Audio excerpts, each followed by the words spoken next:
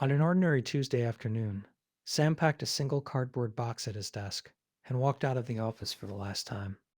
No party, no farewell speech, no gold watch.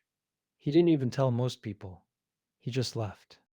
By Friday, the whispers had started, rippling quietly across the whole floor. He must have been fired, someone guessed. Burned out, said another. Maybe a family thing. Everyone had a theory, but none of them came close to the truth. Sam was 34, and he'd never need a paycheck again.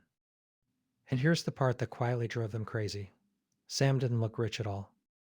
Same old car he'd driven for years. Same small apartment. The same packed lunch as always. While they traded theories about his exit, Sam was simply free, and it had all started 10 years earlier. Rewind a decade. At 24, Sam was exactly like everyone else.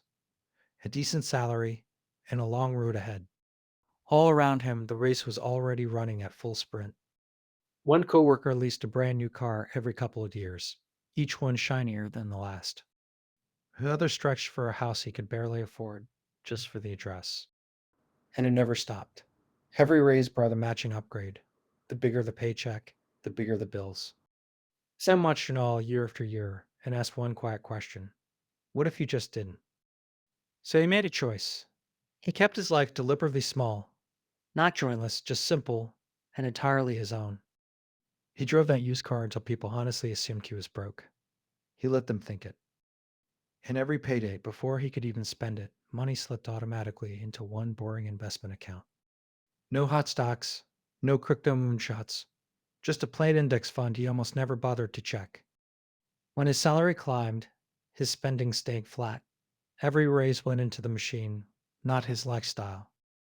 He said no 1,000 small times to the upgrade, to gadget, the quiet voice whispering you've earned it. And no, it wasn't always easy. Some days the race really did look like it was winning. His friends had the renovated kitchens, the spontaneous weekend trips, the watches that caught the light across a room.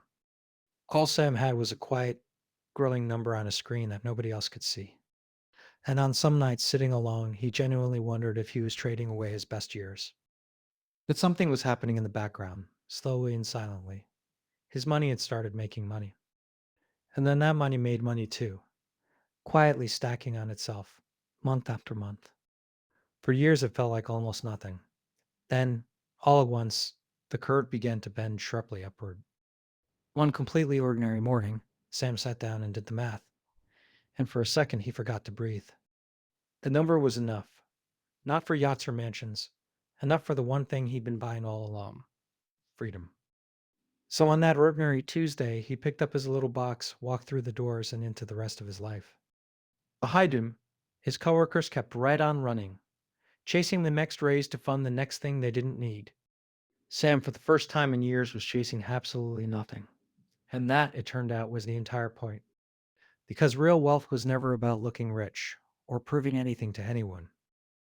It was about something much quieter than that, waking up and owning every single hour of your own day. And the people most likely to get there are the ones nobody ever notices at all.